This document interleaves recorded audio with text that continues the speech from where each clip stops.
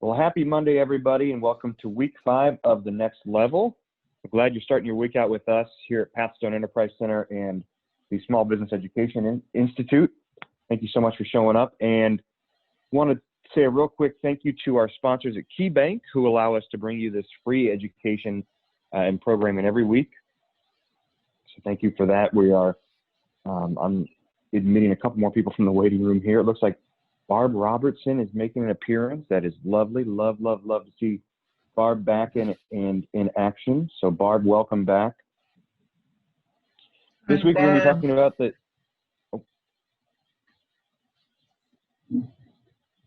going to be talking about the success formula this week, guys, here in week 5. So we are, I'm going to keep the introduction short and sweet so we can get to the heart of the matter. That's a song, right? Back from before my time, but I know it was during Mr. McCarthy's time. So I'm only 36 years old. Thank you very much. Okay. Well, I'm only 30, so we'll get into it here, guys. So for those of you who are new, remember that the best way to engage with us is through the chat feature. We love hearing from you. The reason we do this is to get to know you and to help you as best we can. And one way for us to help you as best we can is we have to know what you need help with, what questions you have, what comments and concerns you may have about what we're learning. So let us know in the chat. That's the best way. We keep a record of that. If we don't have the answer to a question, we have that record and we can go back after every session and we'll email you any answers that we can find to your questions. If you are not comfortable with the chat feature, if you'd rather come off of mute and say hey to us and ask your question out loud or make your comment out loud, we invite you to do that. We encourage you to do that. Just make sure that there's no background noise or that you've been able to limit the background noise. One way to do that is by using a headset or a microphone. It limits that static and the background noise and that chatter and makes it easier for us to understand you and then also to respond to you. When you're not speaking, when you're not on mic, please mute yourself. We'll make sure that everybody's muted, but please mute yourself. That way, presenters and the PECI staff and anybody else speaking, they don't have to kind of overpower any kind of background noise or chatter that you have going on there with, virtual school or working from home or just regular everyday life going on around you there. So we are recording this. These are available on YouTube. We will be sending out a follow-up email with today's session and all of the resources we talk about today. We'll be sending that out through email. So since we are being recorded, your face is going to be on YouTube for the rest of eternity. If you do not want your face recorded, feel free to turn your camera off. We'd love to see your smiling face. We'd love to see you there. But if you're not comfortable with that, we totally understand. And feel free to, if you feel like you need to, turn that camera off. I'm going to go through a couple of announcements here, and then I'm going to give it to Dion in just a second. But keep in mind that every Monday from 12 to 1:30 is the next level, what we're doing right now. So next week is week 6, and we'll be continuing our journey here. And week 6 is the halfway point. We have 12 sessions taking us through the end of November, past Thanksgiving, right before we get into the greatest month of the year, December, because that's when Christmas is and all those celebrations. So that's my favorite time of year. But we're going to go all the way up through November. We have 12 weeks. Next week is week 6. Anybody who attends at least 6 classes gets to go to graduate. You're invited to graduation. We want you to graduate. Anybody who went through boot camp and graduated from there can tell you that we put on a heck of a show, a heck of a program for graduation. And it's a great way to celebrate your success and showing up for yourself and get to celebrate with your classmates on your accomplishment and your achievement of showing up for yourself every week and putting in the work. So keep that in mind. Next level every Monday, 12 to 1:30 through the end of November. The other announcement is that October 30th is our next small business forum. And we're going to be talking about how to rev up your holiday revenue. So as we go into those holiday months, as we go into the holiday season, how can your business market itself? How can you start your sales? How can you push your sales and increase your revenue as we close out the end of the year? Whether you're a nonprofit or a for-profit business, we're going to have a great panel of folks who are going to be there to talk about ways to increase your revenue, increase sales, and increase profit. Because as we know that like Mr. McCarley has told us, profit over revenue. Profit helps you plan your future, helps dictate your future. So that's what we're going to be focusing on, is increasing revenue and profits in the final months of the year. That's going to be October 30th at 11 a.m. and registration will be open next week, and we'll get you the link for that. And it'll be, it's going to be a lot of fun. Dion and I are putting it together right now, and it's going to be a lot of fun. So we invite you to register for that once we get you the link. And speaking of Dion, I'm going to hand it over to Dion right now. I know she's got a couple things she'd like to talk about, and she's also going to call on a few folks to introduce themselves and their business. So Dion. Thank you, Adam. Hello, everyone. It's good to see familiar names here this morning.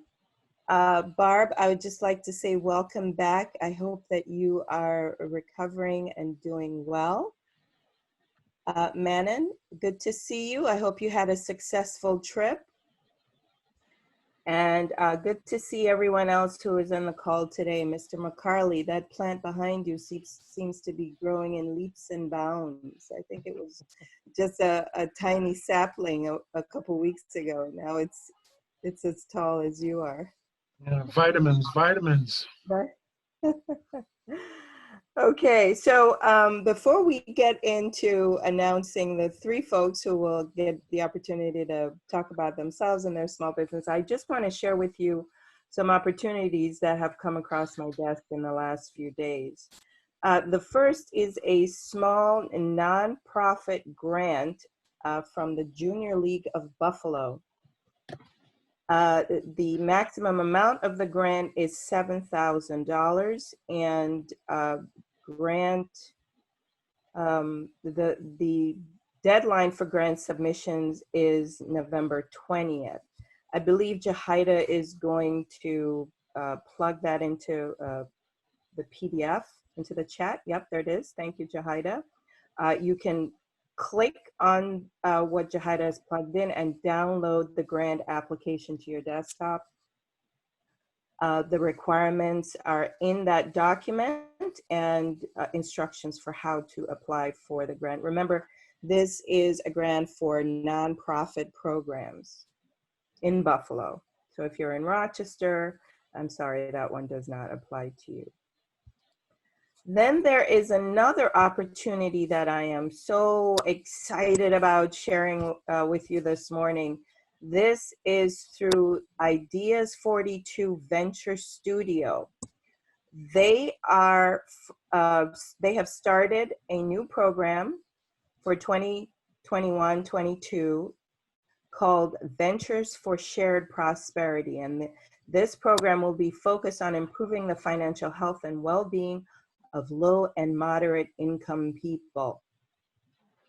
They provide a range of social enterprise development tools, resources, one-on-one counseling, technical assistance, mentoring, coaching. And I know so many of you who are in our programs, you are social entrepreneurs. For example, Mommy Village. I thought immediately of you when I saw this this opportunity.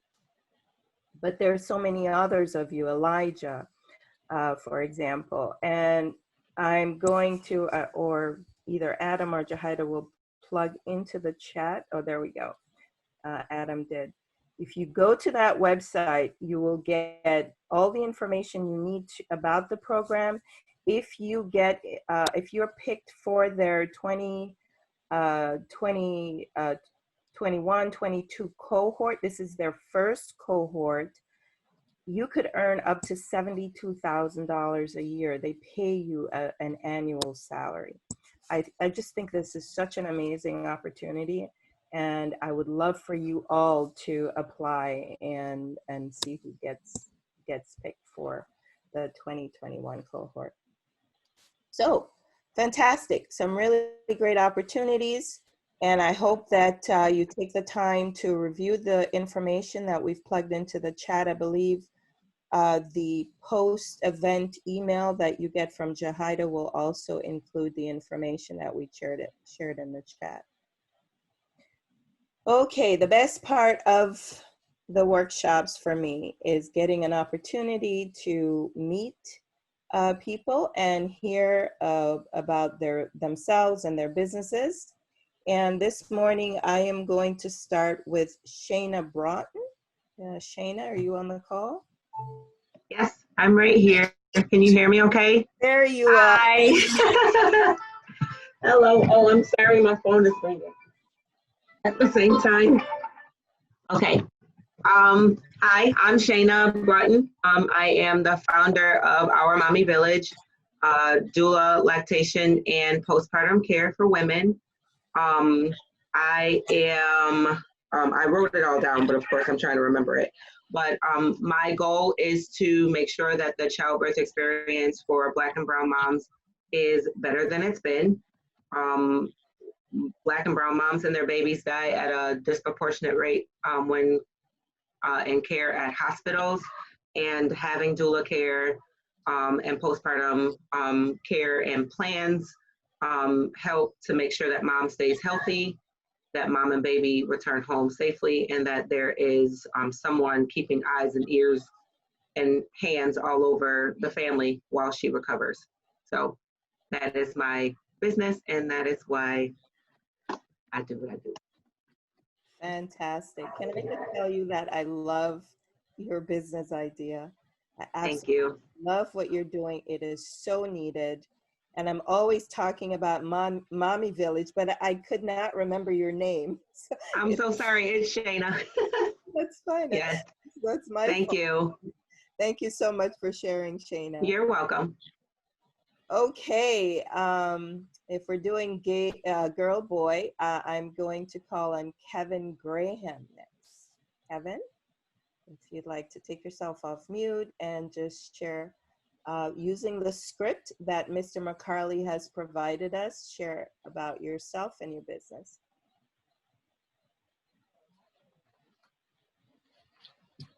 Kevin? Hello. Hi. My name is Kevin Graham, and I'm the president director of, it's not an actual business yet, I'm just still formulating the ideal for it. I think I did this last time, but the established engagement engages in video and audio and video recording. The business was born out of observation. There was a need for small businesses to record their own small commercials and do some marketing that way.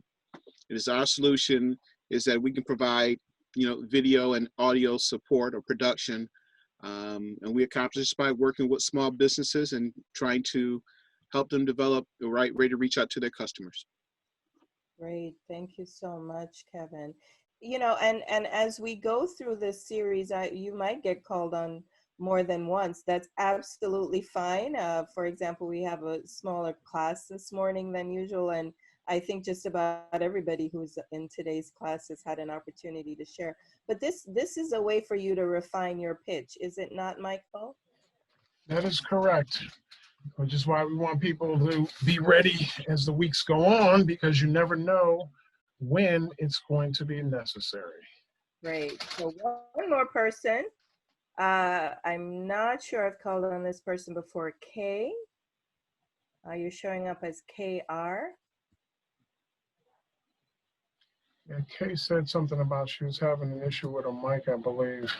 Oh, okay. All right. Well, then we will give Linda Brundage an opportunity to share about herself and her business. If you just take a look at the script on the screen, that's a good guide for you, Linda.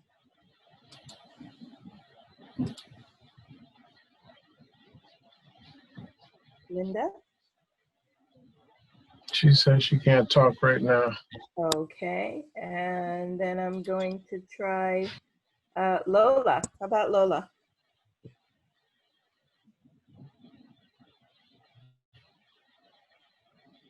Hi, Lola. Hear me? Yes, there you go. Hi, how are you today? Happy I Monday. am good. Same to you. Hi, my name is Lola Crenshaw, and I am the owner and creator of Miss Lola's Event Planning and Catering.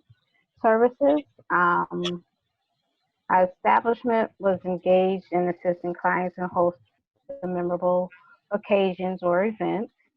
The business was born out of observation that there was a need for assisting people in hosting occasions and events. Most of the time, people forget to or run out of time or forget to do things. My solution is to take the labor and creativity and bring it to reality. I create a simple night, maybe for two, or a big occasion for baby showers, weddings, or whatever the case may be. I will accomplish this by consulting with the client, getting their thoughts, finding out what the vibe they want it to feel like and what they want the people to leave feeling like. My resulting in this client is I'm a dual service. I cater and do event planning and decorating, and I can connect them with other vendors if I need to or if they need to. I love that. So you're focused on the experience for Yes. the attendees and the experience for the person throwing the event. That's fantastic. Lola, have you been doing any virtual events since COVID? No, I have not. Have you I've given been any kind thought? of a little busy. No, I haven't actually. Yeah, you always think outside the box. I know. I've just been seeing a lot of virtual events taking place since COVID, people having parties and whatnot virtually. And I thought, oh, that's a cool idea. How about if somebody organizes? Yeah, I've been doing a lot of baking and stuff for people. I like staying at home. They want to eat. Okay, great. Thank you so much. It's always good to see you and hear from you. So thanks everyone who shared. Thank you. I hope you guys have a great class. Michael has some very informative stuff for you today. Thank you, Adam. Back over to you. Wonderful. Thank you, Dion, and thank you everybody for sharing. And like we say every week, if somebody would like to share next week, let us know in the chat, and we will make sure that we tee you up for next week and that you're ready to share. So now I'm going to get out of the way and let the expert in the room have control here. So Mr. McCarley, I'm going to hand over presentation power to you, and we can talk about week 5, the success formula, sir. All right, thank you, thank you, thank you. How's everyone today? Give me a thumbs up. Tell me how you're feeling. Good, bad, or indifferent. Anybody hit the lottery? Anybody hit the lottery this weekend?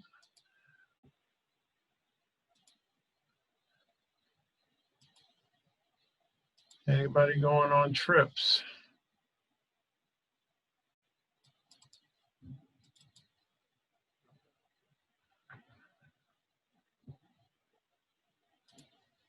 All right, I want people to talk now. Say hello. See what's going on.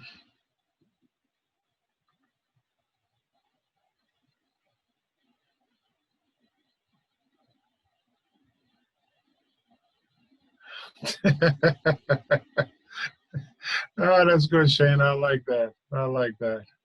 Good job. How many people feel they're definitely on a hustle, trying to make it happen? Yeah, let's see what's going on here. We're going to definitely rock and roll. That's right, hustle and grind, hustle and grind. How many individuals on the call actually, what is it, Go for Broke? Jamin John's last book. How many people have actually read that? The Power of Broke, that's what it is. Any people read that? Lola, good, good. No? Okay. How many people have read it? Give me an idea here. Power Broke is an interesting read. If you get an opportunity, I strongly suggest that you get a chance to get it, read it.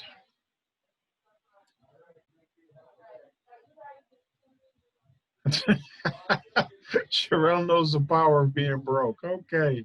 I think a lot of us fall into that particular category. All right. I'm going to get started.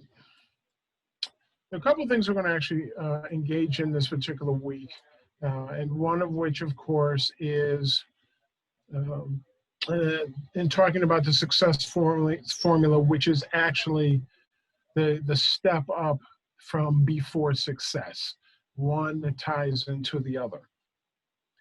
And what a lot of people sometimes are not aware of when putting together their numbers for their businesses, for their presentations, we don't always realize, we don't always recognize some of the stuff which is actually going on with the businesses that we need to be aware of, that we need to work with, that we need to work through. And so part of what this is going to be about today is working through some of what I call that madness. Now, can everybody actually see my presentation screen? Give me a yes in the chat box or thumbs up. Okay, got a couple thumbs up. Yes, yes, yes, yes, yes. All right. So, as a part of what I call the success formula, this formula was originally created, can't tell you how many years ago. It's been definitely over 20. And the attempt was to actually come up with something that people could engage in that would actually help them to figure out some of the necessary revenues associated for the business in which they actually engaged. And part of that will actually come out in this particular discussion. So what we're going to do, again, let's start off in the beginning. Where do you stand? Mentally, physically, financially, spiritually. And I'm hoping there are some people that are making progress in this particular end, that you're becoming mentally stronger with some of what's going on. And quite honestly, again, and Adam and I were talking earlier, but one of the things that's really interesting is COVID has provided proof of concept that if you do not have certain things together, you will have issues to actually deal with and address. But it doesn't necessarily mean you're defeated. The issue is that it's to give you strength. We all go through things for a reason. I strongly believe that. Some of those experiences may not necessarily be positive, or you don't think of them as being positive. They may make you sad. But we go through it for a reason, and we go through it because it actually helps us to make certain decisions about how we live and how we operate with regard to the future. So I hope that folks are becoming mentally stronger just by these weekly presentations with regard to your business, because you are learning more. And yes, people should actually become more confident with what goes into play. To learn stuff means absolutely nothing unless you execute it. So it's enormously important that we begin to practice some of the stuff that we're actually learning, to implement it, to make it actually happen. Physically, hey, nobody's got an excuse that they couldn't walk the dog, man. I'm sorry. If you don't have a dog, you can fake it. Walk around the block, okay? Get that cardio going. There was an interesting advertisement that used to be done, but they said the body was always intended to be in motion. And you know what, as I've gotten older, I truly believe that, because if I sit too long, if I lay down too long, You know, they need a winch to actually get me up, okay? So you want to definitely keep it moving. Adam and I were actually talking about sleep earlier. Sleep and hydration. Gotta get some water in there. That's what, 95% water, 97%? Come on, people, we need that. Makes our skin look much better. Our joints are not as difficult to actually deal with. Slows down the aspect of arthritis hitting the system. These are the things that we really need to begin to pay attention to. It's not enough to run a business. The issue is we have to be able to run a business well. Part of it running well is the fact that we have to be well also. The financial part we kind of talked on, not going to harp on it. It may not be there, it may be there, but no matter how you do it, you will get to the point that you need to be based on the service that you're trying to provide. Yes, Hannah, definitely the vitamin D definitely is also enormously important. And spiritually, for what that may mean for the individuals that are part of this particular webinar, is not necessarily religiously based, but that you believe in something. And quite honestly, I really would say start to believe in yourself. Well, whether you've made the kind of money you've made, if you've even thought about it, even if you haven't, if you're actually putting that plan in play, but you have faith in what you have, faith in what you do. That is also a part of, quite honestly, the daily grind. Because nobody else has to believe in what you do except for you. You're the one that's going to make it happen. You're 100% responsible for its success and failure. And I will make this comment about failure. Failure is nothing more than a stepping stone to the future. If you do not fail, you will not become successful. There isn't a business entity around today that has not failed at certain things in trying to accomplish that business. These are the lessons learned, things that we thought we could do that we might not be able to do. So we got to keep it moving forward. Yes, we trip, we fall. I don't know anybody that was a baby, jumped up on their legs and said, I'm walking. Matter of fact, I think humans are probably the last of the species on this planet, quite honestly, that takes so long to learn to walk. Almost every other creature on this planet, when they're born, they're up on their fours, their twos, their wings are flapping, because the issue gets to be that is a part of the survival necessary that exists in our society today. So can I at least get an amen on that? I'll pass the plate around later. All righty. So last week, what did we talk about? We talked about, again, kind of a review of the ordinary calculations over the before success piece. I gave an illustration about what tax impact would possibly look like for an individual versus the business itself. We talked about the market segmentation, which is enormously important because it is a part of the lower part, which is the rule of three, you know, the ability to proof of concept.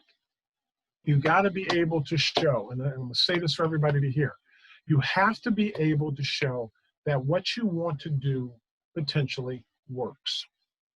And the only way you can actually do that is you've got to show people that it works, which means you're pulling funds or other resources out of your pocket to make it happen because you believe it works. You're not trying to get everybody to buy what you have, to engage in the services you have, because there are a lot of people that are actually out there that need to see what you're doing in order for them to believe that you can do it for them. But that rule of three, you know, lends itself again to the market segmentation. Are we looking for where people live? Are we looking for who they are? Are we looking for how they think? Or are we interested in what they do? But these are normally the primary areas in which we look at in trying to define and explain what we do to other people that may not really understand it. Yeah, as a matter of fact, it's funny, I hate picking on my man Lamar, but one of the things that's always interesting is the fact that not everybody understands what really landscaping services are. They simply think it's cutting grass. Landscaping services is more than that. And if you get to a point where you actually are doing landscape architecture, you're doing more than just cutting the grass, trimming the bush.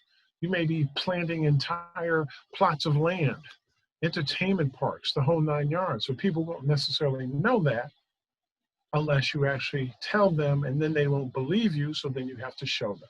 All right, we're gonna go quickly over the rule of 3 again, and this is the piece that was revised so that people, again, have in their head and start to begin to put together the numbers. But it is the ability to justify that what you have an idea actually can work. We're gonna have another example of that actually in today's lesson. Again, we use Buffalo, 280,000. We were gonna use a demographic segmentation piece with females.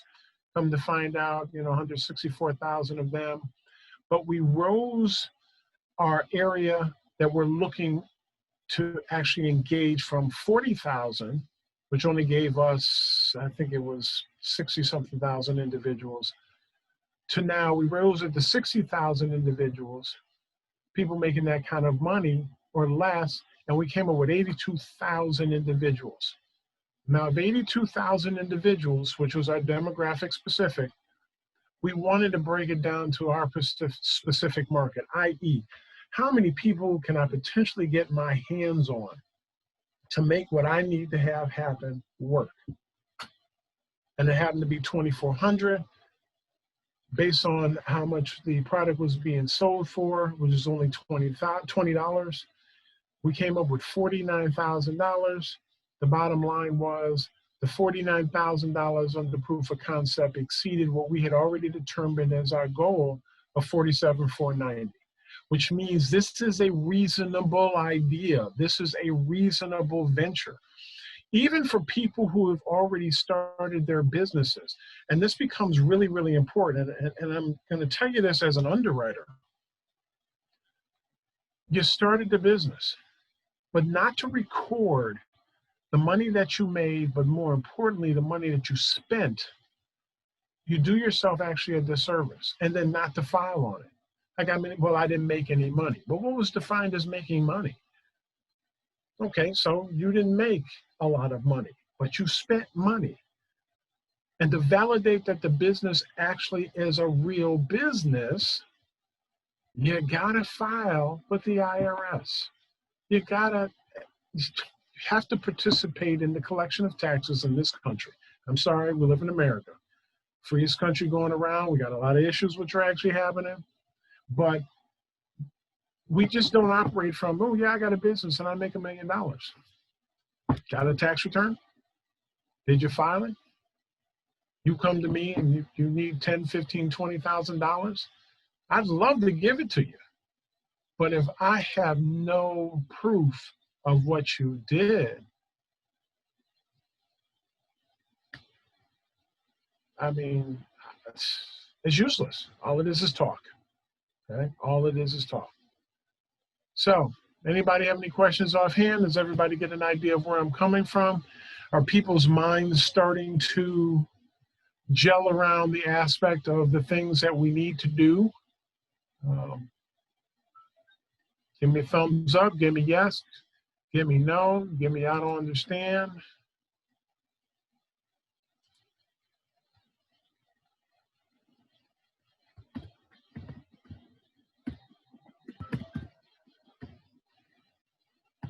All right, got a thumb up or two coming in here. Come on, people, put it in the chat. I want to make sure people are here. No stretching, Shayna. It's too late in the afternoon now. Come on. Want to make sure people are here.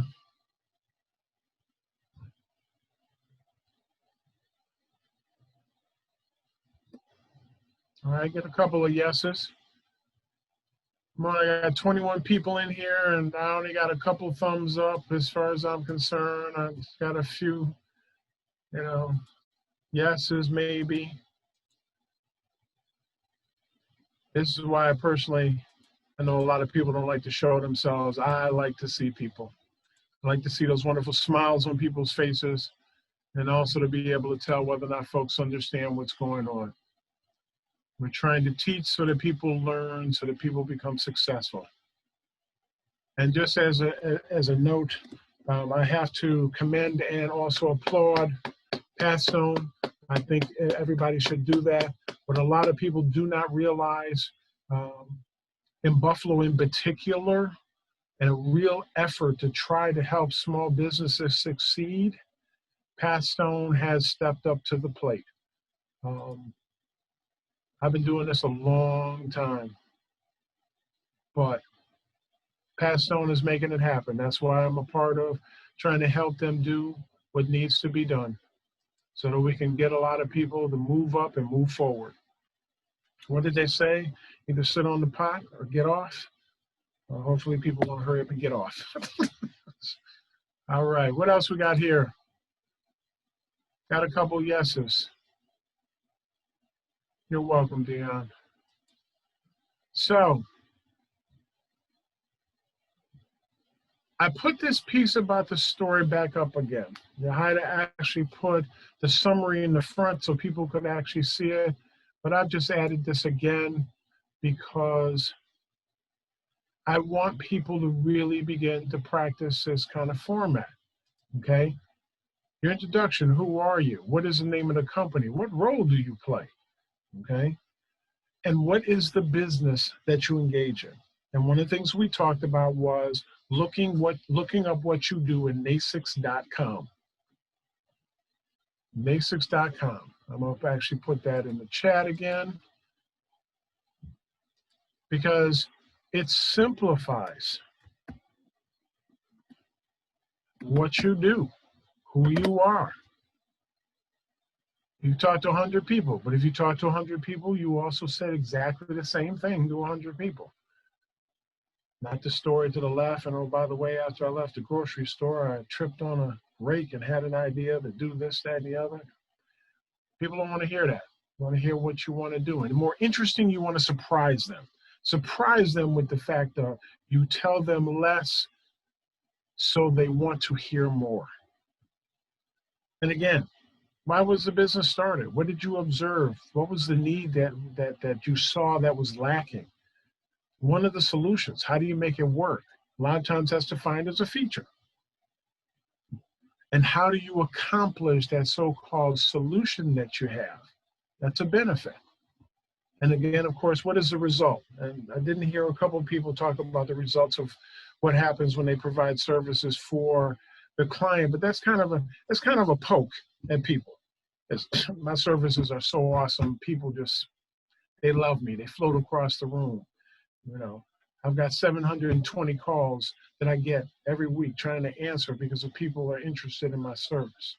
And of that, and at some point, I probably am not going to do it, but we're going to talk about, have someone talk about conversion. How do you convert individuals you say hello to into clients? And that becomes enormously important. And a lot of it is based on what is it you do? What is it? Are you solving a problem for me? Because if you're not solving a problem for me, I really don't have an interest for you. You know, that's one of the things that becomes enormously important. So, again, we need to be able to push it forward, make it happen, be able to tell our story.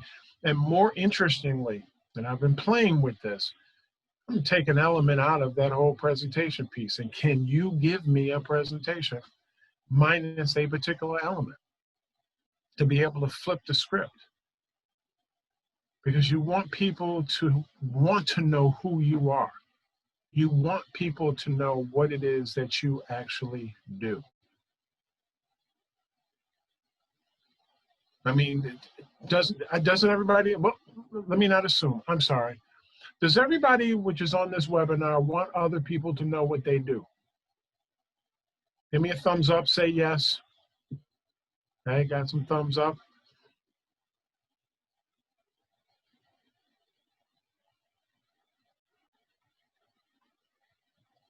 Okay. Thumbs up, yes, yes, yes, cool, thank you. It's enormously important. It really is. But now, how do you tell people what you do? What methodologies are you using? Are you writing your stuff on paper? Sending it by mail? Internet? Telephone conversations? What are you doing? Are you giving somebody something for free so they have even more an interest in who you are and what you do? This is the stuff that becomes enormously important. This is the stuff that people, you need to reach out and just grab people. I'm here to help you. I'm here to make it happen. Okay, so I don't know if everybody knows the plate was going around. Please, no change. All right, so this week's success formula. What I'm going to do is I'm going to reiterate something that's been said before. And the issue was, what was the problem? Okay? And the problem that you look at, that you're trying to alleviate that pain from the particular customer that you have. You're trying to remove the terrible aspect of the universe which is going on, but because you have a particular solution to it. Remember, the business was born out of somebody's observation of something. Even in the area of entertainment, and I don't talk a lot about entertainment, although what I've now observed is the entertainment market, like anything else, there are some needs. There are some things that need to be put in place, that people want put in place to make their entertainment value even worth more. But your observation to the particular problem, which was the pain, you alleviate it. But in alleviating it, are you creating some kind of value? Value is enormously important. People don't buy just because you're charming, because you look good. It might be 30% of it. But the other 60% of, I'm actually going to put my money on the table because of what you have. Does it have value to me as the customer? And you notice the definition that I actually used here. The regard that something is held to deserve. Deserve. It's worth it. It's important. It is useful. So what's a value proposition?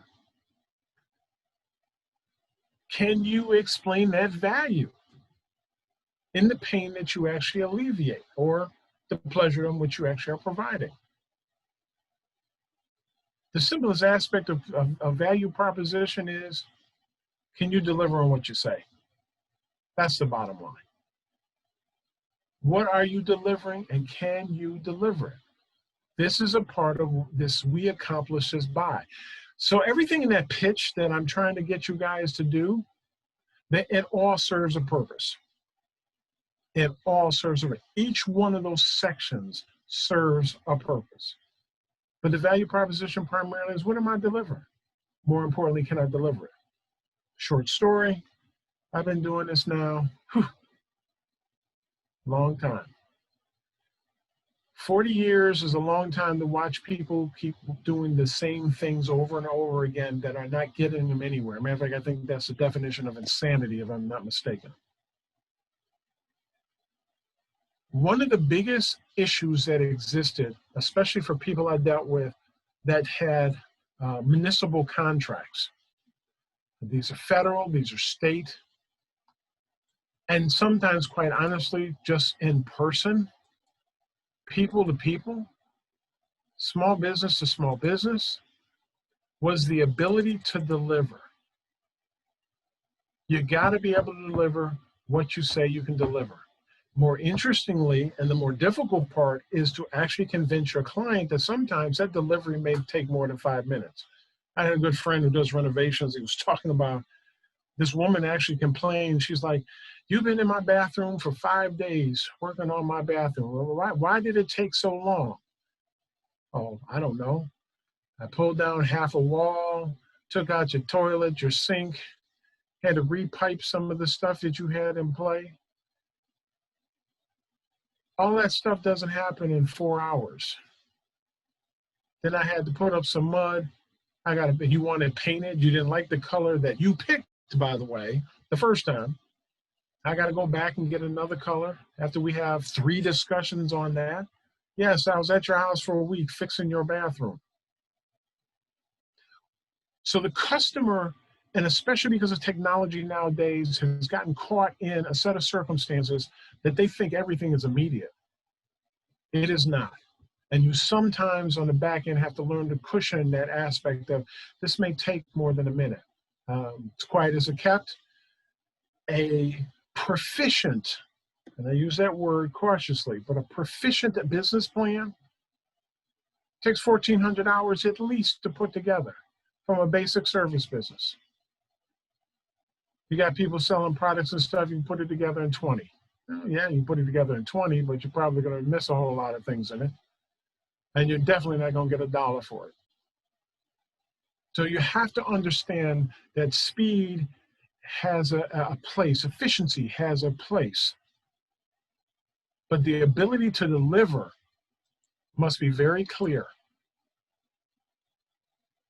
Yeah, sometimes you do get what you pay for. And it's enormously unfortunate. Like I say, I think technology has done a disservice because not everybody understands the real value that existed in the technology. So again, it's an aspect of things being delivered. That promise, I can get it there. This is what I can do. This is what I can make happen. And I've fallen short a couple occasions myself on that. I say something's going to be done because I thought it could be done quicker. Oh, was I not surprised? And I got to apologize to the client. We found out something, there's a little hang up here. You know, I can't get 50 million from the bank from you. All I can get is 1, you know. And they're disappointed. And I get that. I'd be disappointed too. But then I'm going to sit around and say my disclaimer. The only reason they got 1 million versus 50 was because of what their numbers said, which the client didn't necessarily understand. And no matter how much you try to explain stuff to clients, they don't necessarily understand. So we have to find better ways to teach our clients about what it is we do, not necessarily how we do it, but why the result is important, providing they do what we ask.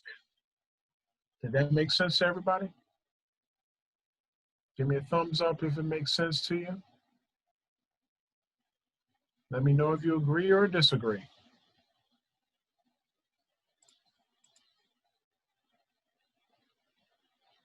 All right, got some yeses? Cool. So anybody got any questions offhand? All right, so we're now on second base. Pitch is questionable. An individual at the plate traditionally is a home run hitter. Let's see if he can take it home. The success formula itself is a tool, okay? I gotta keep saying that. It is a tool. It is not the answer to everything.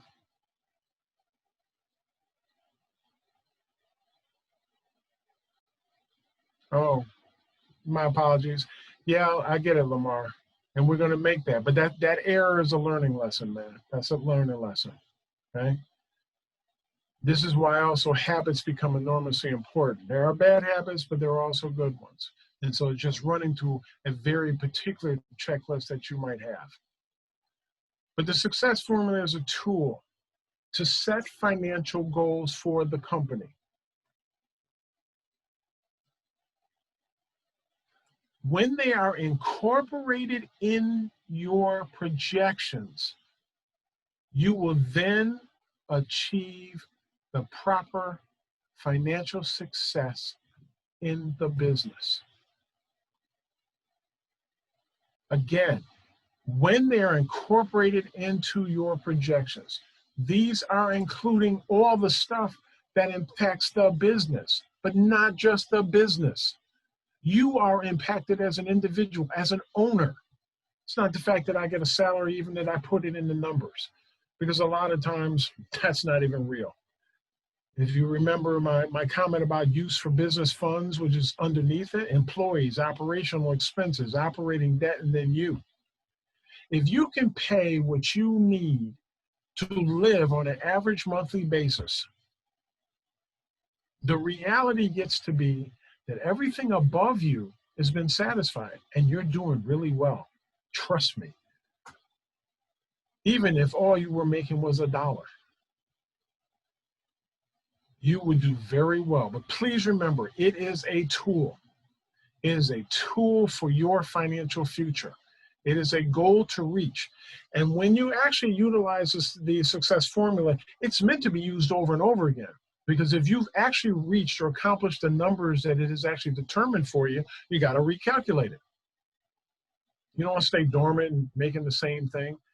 What a lot of people don't realize in business, if you keep doing the same thing and just making the same money, everything else around you changes. And eventually, all of a sudden, you're going backwards instead of forward. How many people do I have here that do a little gardening? I think I might have asked that once before. Gardening, you know, green thumb, blue thumb, orange thumb, I don't care. No. Okay, I got one no. How many people actually know about gardening or do a little gardening? Just a tad, okay. No? Well, I know you do, Lamar. Do from time to time. Listen, people. Oh, man, some of you guys got to, we only say gardening. Buy a plant. House plant preferably. Take care of that plant. If you actually take care of that plant, and what I've heard is that care that you put into the plant to actually take care of the plant is actually reflective of a lot of what goes on in your life. If that plant's wilting and needs water all the time, and you forget the water and the whole 9 yards, that might be reflective of a lot of things that are going on in your life. You might need to water something. You might need to take a look at something. You have to tend to yourself every day. You have to tend to your children every day. You have to tend to the business every day. But someone said to me once that, as a matter of fact, it was interesting. Dieffenbachia was, I believe, the one plant that I had. That plant grew so large, I didn't know what to do with it. I had to actually give it away to my neighbor because I was moving out of the one office I was in. But if you take care of your plants and are paying attention to your plants, that means you're also paying attention to you. Now, it may not be everything, and you may not have even have thought of it in that particular manner. But now, you know. And just a single plant. You don't need to necessarily plant a whole garden unless you're going to do vegetable gardening. That's another discussion for another day. But plant that plant, take care of that plant, water that plant, put some fertilizer in that plant. These are all the same things that you actually do for your business. All righty. Not next week, but the week after, unless I change my mind, we're going to talk about projections. And projections are an estimate. They're what's supposed to happen in the future, okay? It's a forecast of a future situation or a particular trend. Normally, for anybody that's actually making an application for financing, you have to put together projections. What will the business make? What will the business spend? Will the business actually have profit at the end of the day? More interestingly, and more importantly, will it have cash flow? Now, you remember earlier I said the success formula is to be put into your projections. And there's a reason for that. If you remember how before success worked, there were a couple of things we had added in there, and one of them was actually the growth matrix, that 5.86 number, which covered a couple of things, one of which was Murphy's Law.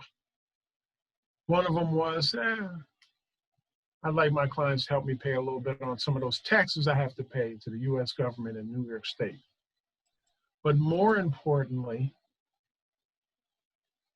it's the aspect of growth. In order for a business to grow, I have to generate the kind of money that ultimately shows up in my profit, which allows me to grow. Profit is what allows businesses to grow. Cash flow is what allows businesses to run. It's not a part of here, but make sure you make your note on that.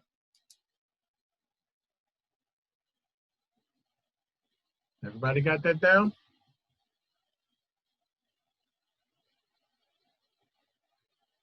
So now, this was before success. Remember, our business expenses, our growth matrix, cost of goods sold, which, by the way, and I noticed no one in this class pays a particular, well, I'm not gonna say didn't pay attention to it, but didn't make a note of it.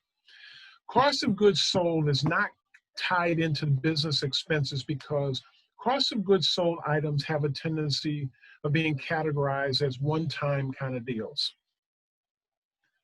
You make one cake, there are certain ingredients that you put in that cake.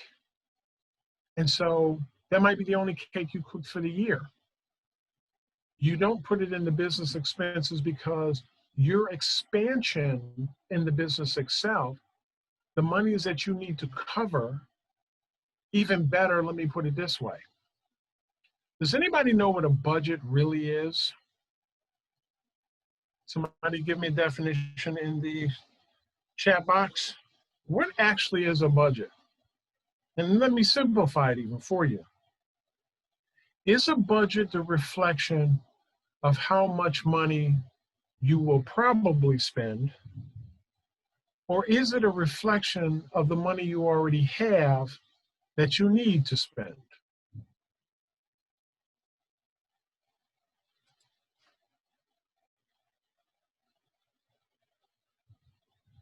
I got a projection of the expenses in here. That's part of it. But I go back to say what I said a minute ago.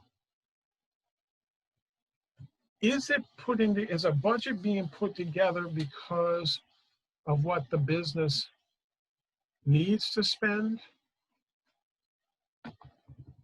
Or is it because they have to spend it?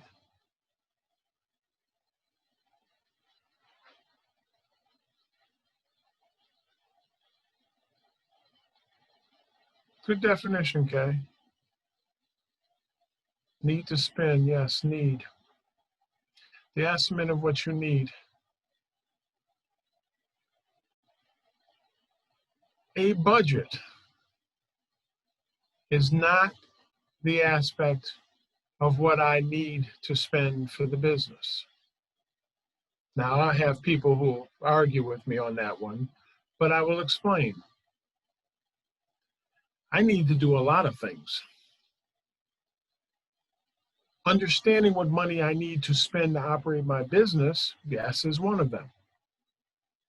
But the real definition of a budget is really taking your profit and figuring out how much money you actually have to spend in the next month, or how much you can spend, and how short are you, which means you need to make more money so you can cover all your expenses. Let me say that again. I said your profit gets carried over. Your profit helps you run the business, helps you grow, helps you expand, helps you make decisions. Your cash flow is what you have to spend. Your profit just happens to be the benefit. Profit and cash flow don't ever match up. If you don't, quote unquote, make a profit in a particular month, did that also say you didn't have any cash to spend in the beginning of next month? How do you operate?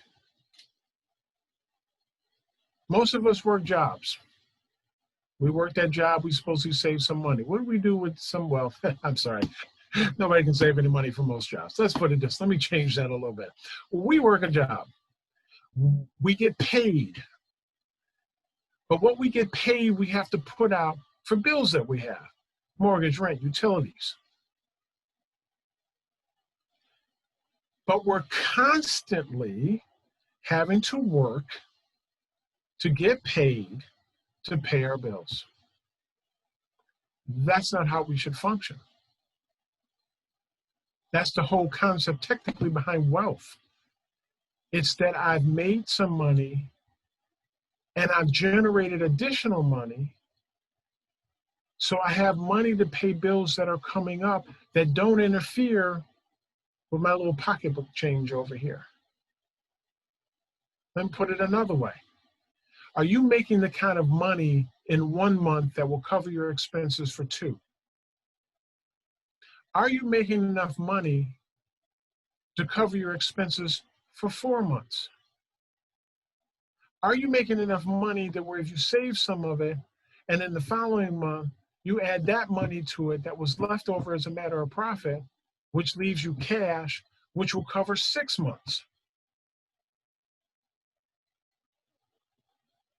COVID proved the definite argument that for what is not saved, you can't use it. And if you can't use it because you don't have it, you can't move forward with it. How many of us suddenly in the beginning of COVID and in the loss of a job suddenly couldn't go out and do the regular kind of grocery shopping you were doing? But if you were making the kind of money where there was money that was carried over to the next month, if you were able to save the money from the job you had and moved into the next month, you could have bought maybe some groceries. They always talk about people get promotions. Do not live based on the increase for the promotion. Ooh, I made $20,000 last year and I could hardly sit around and put gas in my hoopty. Ooh, I got a promotion. I'm making $30,000 a year. I'm still having problems putting gas in my hoopty. Okay, why are you having problems putting gas in your car? You're making $10,000 more a year. I understand some things were difficult, but you didn't make a change. You got to be able to make a change. Now, I'm kind of going off a little bit on a tangent, but what I'm trying to get people to understand here is this.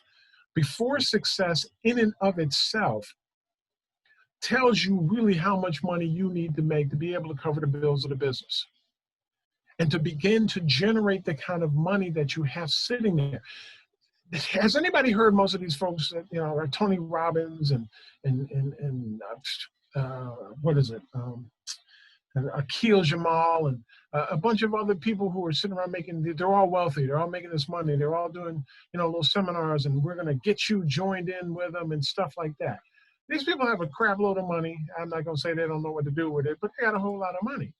But they have money that they have generated because what they looked at was financial freedom. And financial freedom is the fact that I don't have to worry about when I get up in the morning if I got a gas bill to pay. I pay it. I'm not impacted by that. That's the difference, quite honestly, between rich people and wealthy people. Matter of fact, rich people and poor people have a lot in common, by the way, okay? They may have a little more money than poor folks, but you got just as many problems. And normally they're not planning for those problems either. When you save money, it's even if it's only a little bit, and this is one of the things, yes, mindset definitely is a piece of it. When I talk about the success formula, I'm talking about the business also generating the kind of money.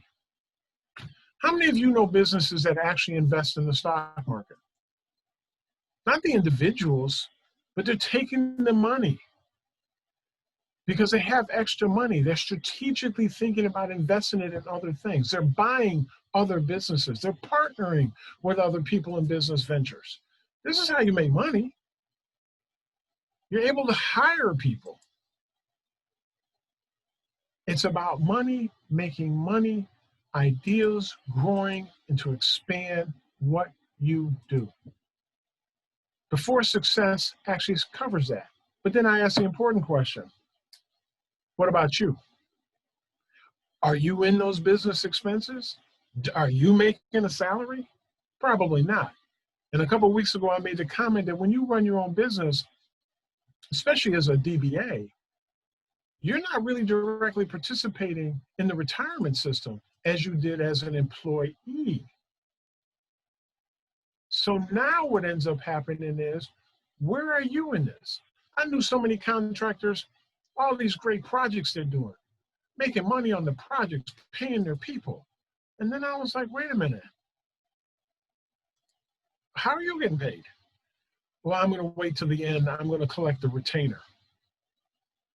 The project doesn't complete for 3 years. You're waiting 3 years for your money and you got a gas bill due next month. Come on.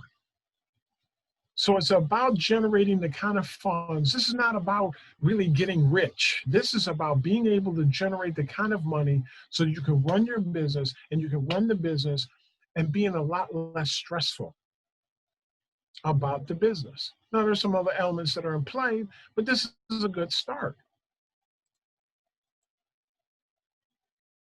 And so one of the items that we have here is that's the element that's actually missing in the before success formula.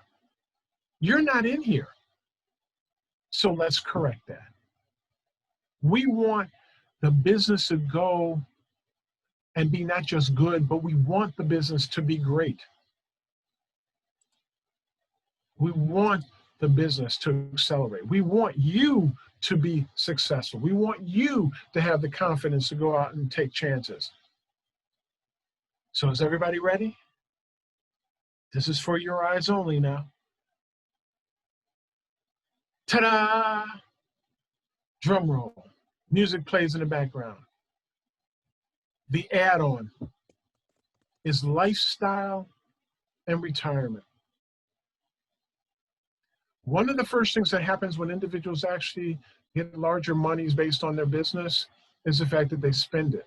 Their lifestyle changes. And don't get me wrong, you had a hoopty. But if that hoopty could hold out for another year, folks aren't trying to find out. They dump it to get a brand new car, which, by the way, is not an asset unless you happen to be an Uber driver. Okay? The success formula includes your life. A while ago, I mentioned individuals should actually begin to take a look at how much are you spending on an average monthly basis. As a matter of fact, I believe I said that last week. How many individuals actually took a look at their home budgets? Give me a thumbs up or give me a yes in the chat.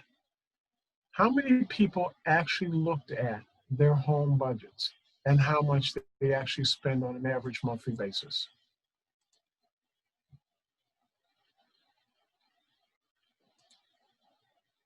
Wow, I got 2 thumbs up, 3 thumbs up. I got 3 thumbs up. 1 yes, 2 yes.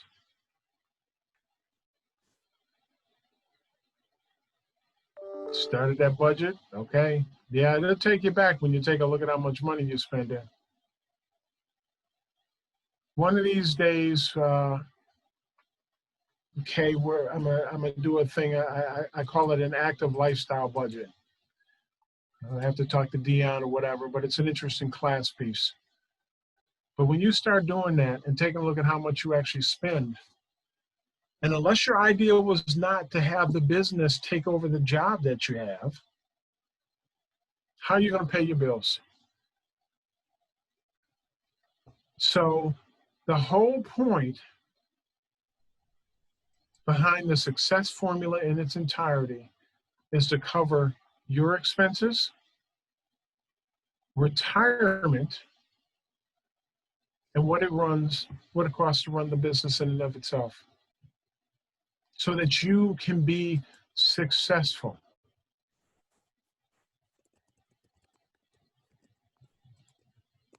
Does everybody get this? Is this sinking in? And you notice when I add the aspect of the success formula in its entirety, in this particular piece, now we're talking about the business needs to almost make $49,000 a month in order to do the 4 things: pay fees, pay the operational expenses, pay the debt, and pay you. And by the way, can anybody tell me what 3 things define a business growing?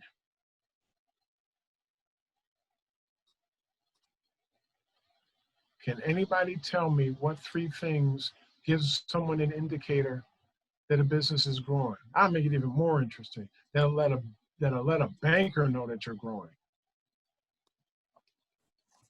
Yes, profit is one thing. Nope, not revenue. Hiring staff, yes, that is the second one.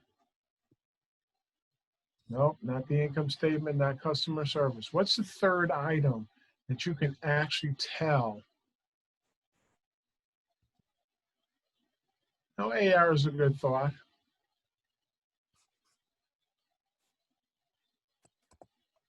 Clientele. Clientele is actually part of it. I might actually add that as a fourth. How much money you made year over year? Part of it. Operating expenses? Oh, no, because you don't want them to increase. You definitely want operating expenses to like level off as best possible, because that's money you're spending. So what do we have? We have profit. If profits are increasing year over year, that means the business potentially is growing.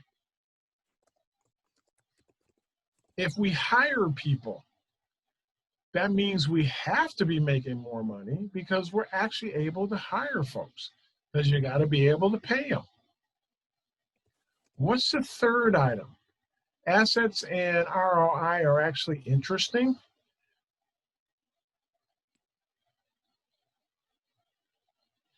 Does anybody remember when I talked about the balance sheet? When I talked about SBA has a form called a 413, which is your assets, your liabilities. And when you take assets and you subtract liabilities, what do you end up with? Anybody? Assets minus liabilities.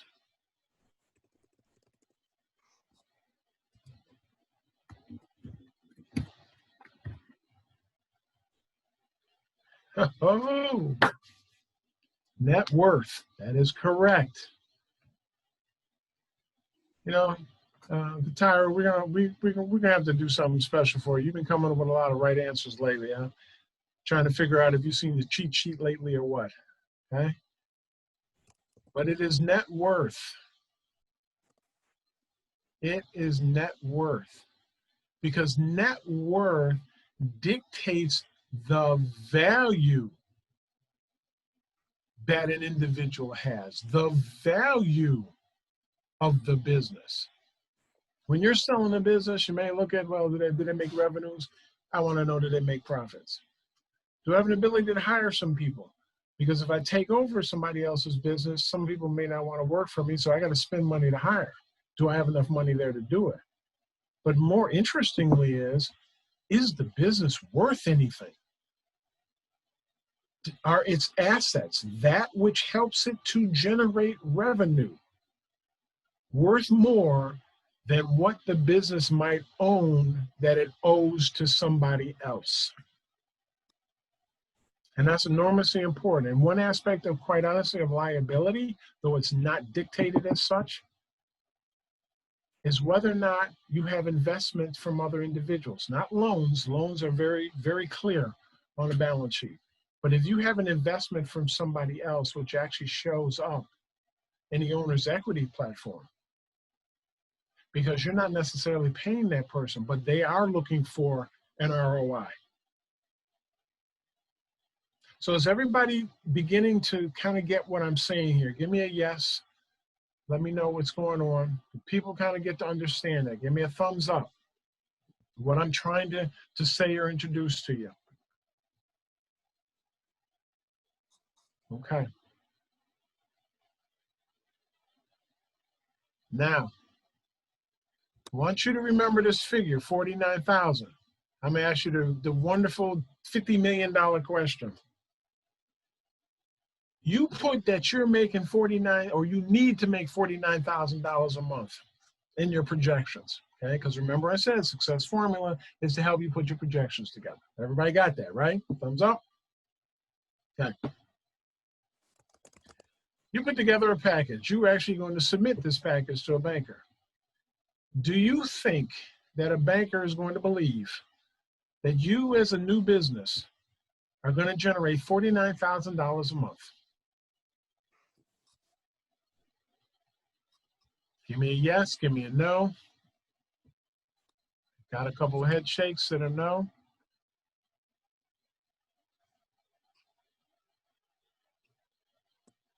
Wait for a couple more answers here.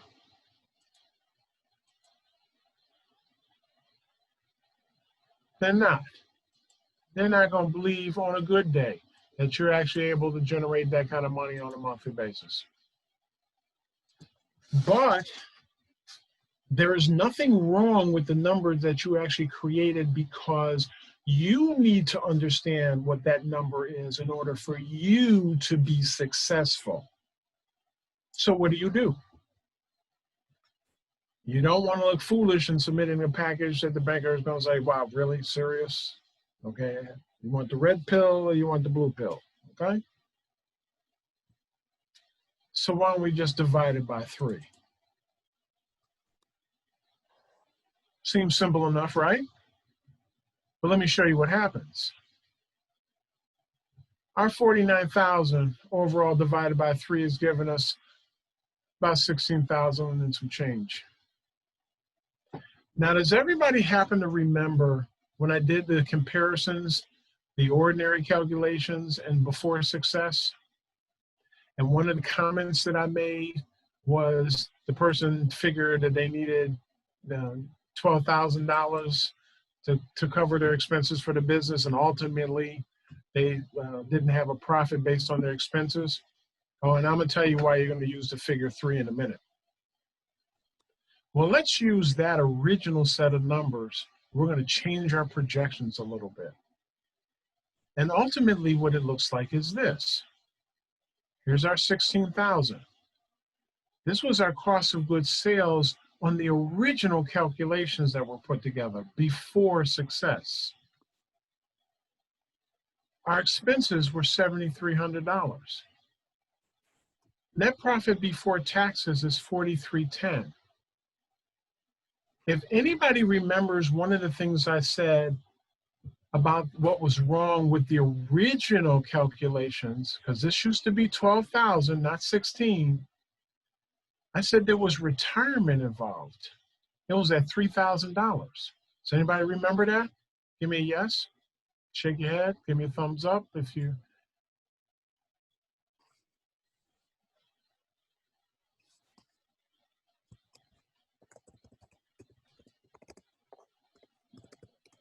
This was the old way.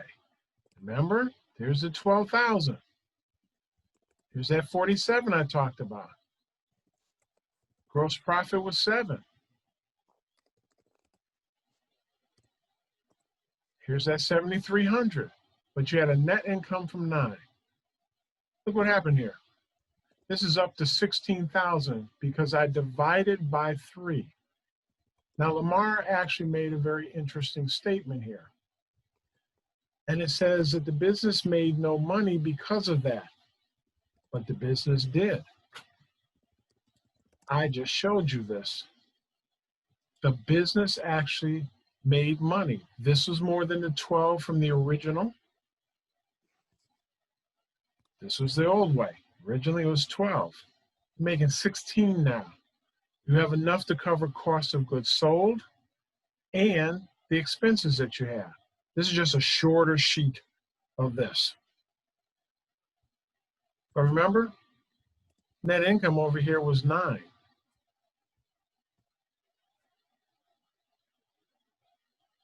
Net income over here is 43.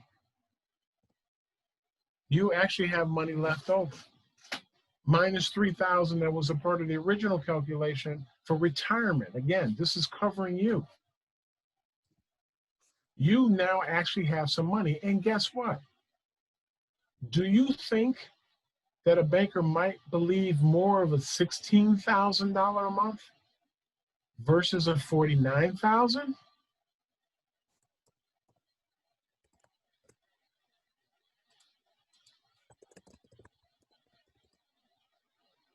I'm getting some yeses. Yes. So when you're submitting an application, a financial requirement, this is not necessarily a mistake or a lie.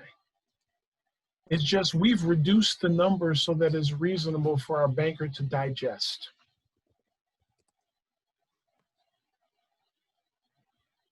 I mentioned this before, I'll mention it again.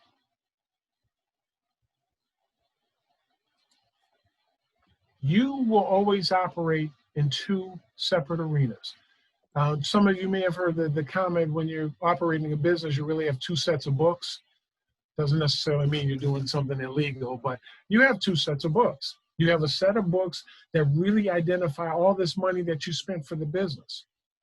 But if anybody's actually looked at IRS and how you submit taxes and the Schedule C or the 1120S or the 1120, both of which are for, one's for the subchapter S, one is for the C Corp. The reality is all the money that we spend as culturally sensitive businesses are not allowable deductions under IRS. So what we ultimately have to do is we have to be able to determine how much money we need to make to cover all the things that we really need to do, not want to do, but need to do in order for our businesses to actually grow. The success formula is for you personally as a business owner, as a tool so that you look for the future and look into the future. When you divide your success formula number by 3, that's for public digestion. That's the one you show to the banker. Hell, as far as I'm concerned, that's the one you actually show to your investor, because you're still making money. Now, whether or not you make enough money for that person to get a return on investment, that becomes another discussion for another day. But I want people to understand what the success formula is, what it does, why it does it.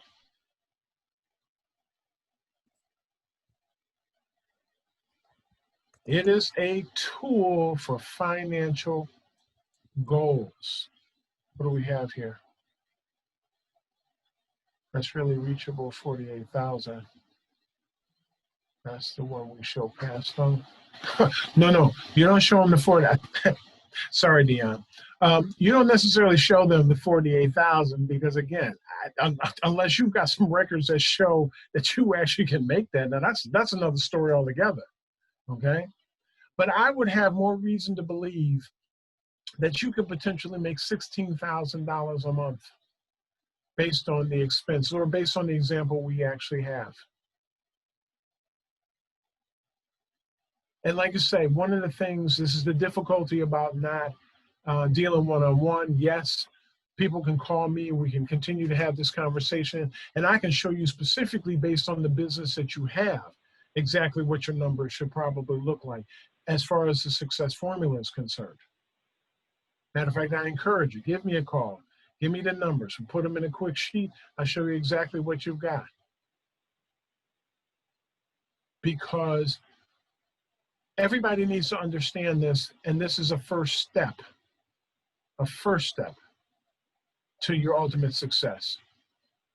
Yeah, Sherelle, you had a question? Can you take yourself off a move?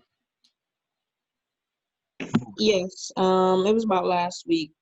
Like, how can you kind of find out like what the revenue goal is to even like work the numbers? Okay, good question. Your revenue goals are, what do I need to cover, what I need to pay? I got to cover my expenses. Your revenue goal is to cover your expenses. The success formula helps you to do that with the future in mind. Okay? But this is going backwards. How much money do I have to spend for the business, or am I spending on the business? Okay, I need at least that amount of money to make to cover my bills, my rent, my lights, my gas, my phone. If you've hired somebody, what do they cost you on an average monthly basis plus tax burden? I got to live. Am I making, or what do I need to live on? And if I add that in there, I need to at least make that kind of money now to cover me, my employee, the business expenses. Do you want it to be like a monthly number or yearly? A monthly number on an average is always a good start. I mean, you can change, we can fluctuate it a little bit, but yeah. All you need to start is, what are your expenses? What is it that you have to pay out? What are you paying out for that business? And then from that, we take a look at what should the success formula really look like. And then if you're actually putting together projections, quite honestly, for a banker, investor, or something like that, again, we adjust a number. Okay, thank you. Oh, okay. Sorry. So, as a matter of fact, I will put again.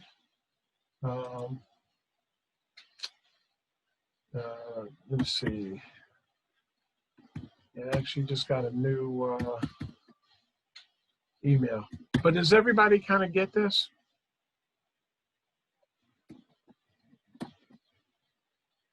If you can actually get this, if you can begin to follow this, you will save yourself a lot of pain for the future. A lot of pain. I actually just put my email.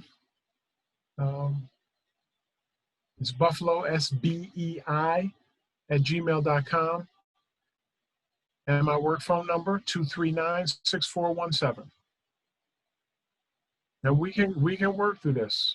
And you give me a call. Let me know that you are a part of the Passstone webinars. We've worked out a special arrangement with Passstone. And we'll get you rocking and rolling. But does everybody get that? Give me a thumbs up. Give me yes.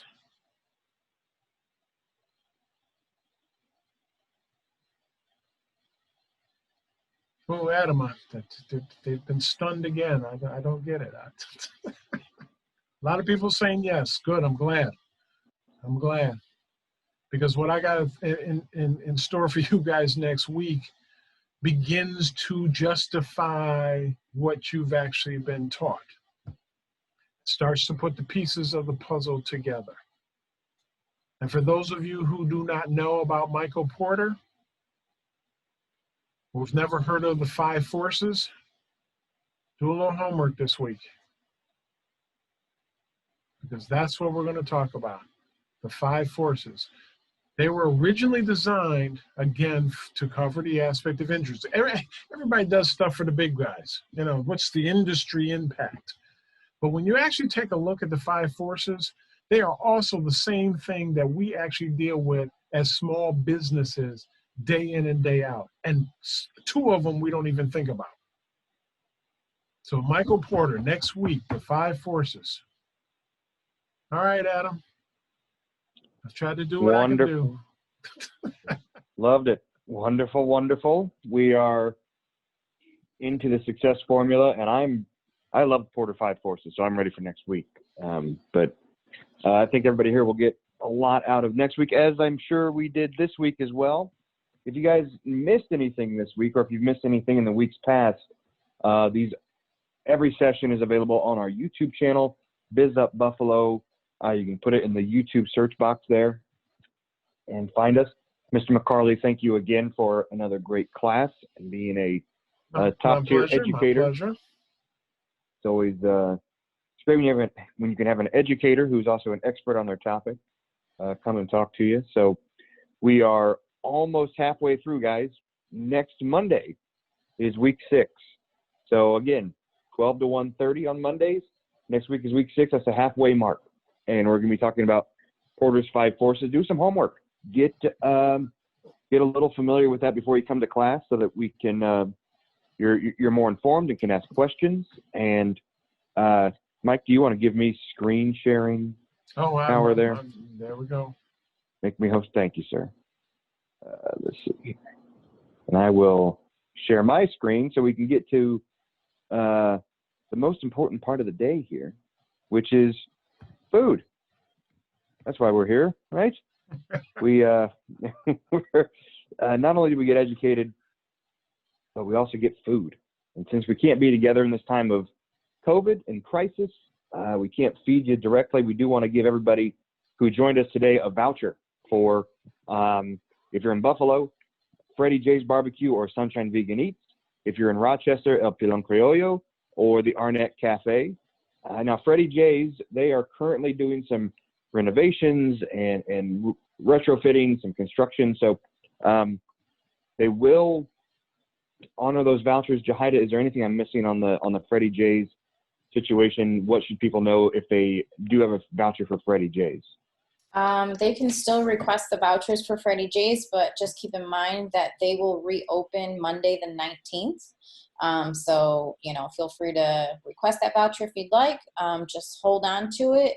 They have said that they will reopen on the 19th. So feel free to go in and cash your vouchers in at that point. Awesome. Thank you. Thank you. Thank you. So guys, tell us where you want to eat. Put it in the chat. Tell us, if you want to go to Freddie J, Sunshine Vegan Eats, El Pilon Criollo, or the Arnett Cafe, we will get you those vouchers in the next couple days. And I want to thank Jahida for, Jahida does all the back end stuff. So she makes sure that the presentation is presentable. She makes sure everything runs smoothly during the presentation, and she sends out the post-workshop email. She manages all the vouchers. She works with all of our restaurants and partners there for the vouchers. So Jahida, thank you for doing that. I know that that's a lot of work, and we all appreciate it. So thank you. And now I guess that's the last one. We're at the end of the presentation today. I know we went a little over, but it's always worth it with Mr. McCarley. So guys, next week, again, Monday, 12 to 1:30, next level, week 6, halfway point. We're picking up speed. We're learning a lot, and keep an eye out for the post-workshop email. Keep an eye out for the registration link for the Small Business Forum that is going to take place on Friday, October 30th at 11 a.m. We'll be talking about how to increase your revenue, increase your sales during the holiday month. So join us for that. We'll send out the registration link here in the next couple days. Guys, if you have any questions or anything we can do for you, reach out to us through phone, email, get us on social media, go to our website. We'd love to talk to you, love to hear from you, and love to do anything we can to help you along your business journey. Again, thank you all for joining, and thank you to Mr. McCarley for educating us and being a wonderful presenter and teacher through this workshop. And we will see you guys next week. Thanks, guys. Have a good one, guys. Be safe.